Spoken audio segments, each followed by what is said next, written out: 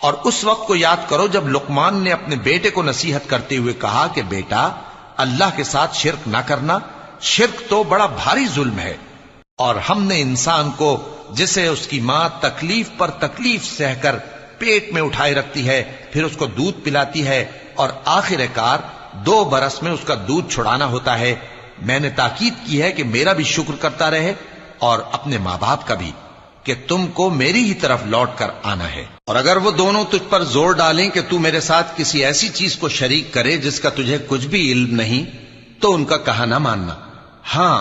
دنیا کے کاموں میں ان کا اچھی طرح ساتھ دینا، اور جو شخص میری طرف رجوع لائے اس کے رستے پر چلنا،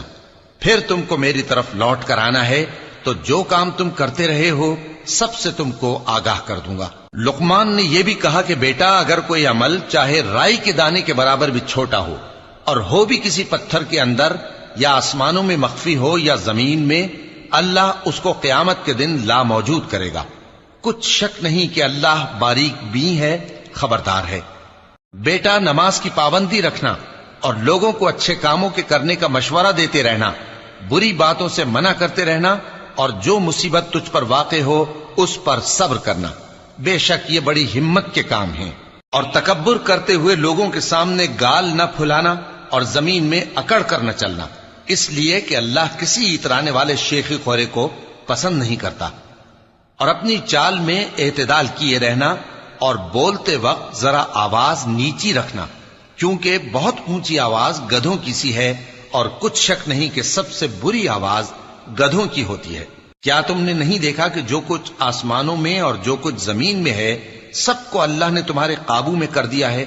اور تم پر اپنی ظاہری اور باطنی نعمتیں پوری کر دی ہیں؟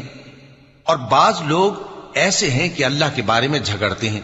نہ علم رکھتے ہیں اور نہ ہدایت اور نہ کتاب روشن۔ اور جب ان سے کہا جاتا ہے کہ جو کتاب اللہ نے نازل فرمائی ہے اس کی پیروی کرو، تو کہتے ہیں کہ ہم تو اسی کی پیروی کریں گے جس پر ہم نے اپنے باپ دادوں کو پایا۔ بھلا اگرچہ شیطان ان کو دوزخ کے عذاب کی طرف بلاتا ہو تب بھی، اور جو شخص اپنے آپ کو اللہ کا فرما بردار کر دے اور نیکوکار بھی ہو تو اس نے مضبوط کڑا تھام لیا، اور سب کاموں کا انجام اللہ ہی کی طرف ہے، اور جو کفر کرے تو اس کا کفر تمہیں غمناک نہ کر دے۔ ان کو ہماری طرف لوٹ کر آنا ہے، پھر جو کام وہ کیا کرتے تھے ہم ان کو جتا دیں گے۔ بے شک اللہ دلوں کی باتوں سے بھی واقف ہے۔ ہم ان کو تھوڑا سا فائدہ پہنچائیں گے، پھر عذاب شدید کی طرف مجبور کر کے لے جائیں گے،